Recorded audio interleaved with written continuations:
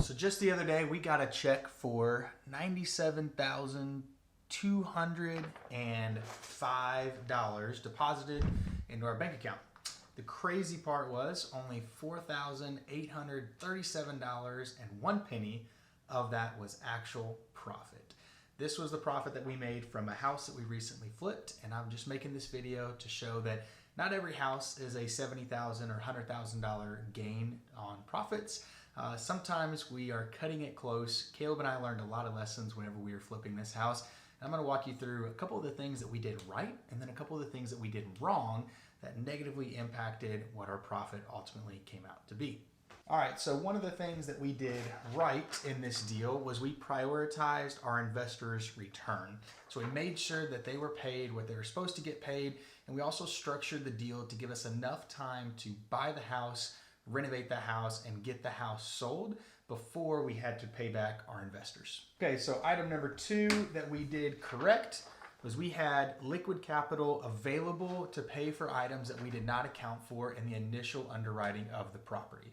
So if all of a sudden the AC went out when we thought it was going to be good, we had money in our bank account to pay for items like this and not have to take an extra draw from our investors. And the last but not least thing that I believe we did correct on this deal here was we hired the right team. So we had a good contractor that was staying on top of the work at the property there. He was actually helping us look after other contractors that were coming to the property as well.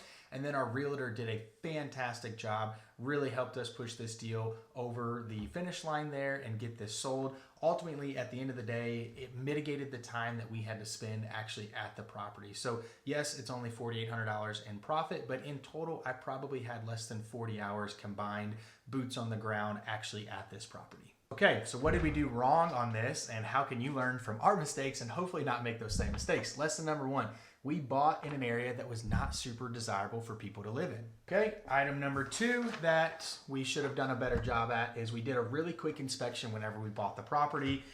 Basically, we went in there guns blazing and walked the property, thought, okay, XYZ needs done. This is what the renovation budget is going to be. But our experience level was not at the point that we should have been doing that ourselves. We should have hired a professional inspector or at least had a qualified contractor walk the property with us and really give us an estimate on what needs to be replaced and how much that's ultimately going to cost for us, because what it did is it kind of bit us in the butt, and there was a few things that we did not account for in the renovation that we should have put in our initial numbers. All right, so I've saved the best for last, or should I say worst for last. For our case, we got emotional. And what I mean by that is we wanted another property in our portfolio. We wanted to get our acquisitions up over $2 million.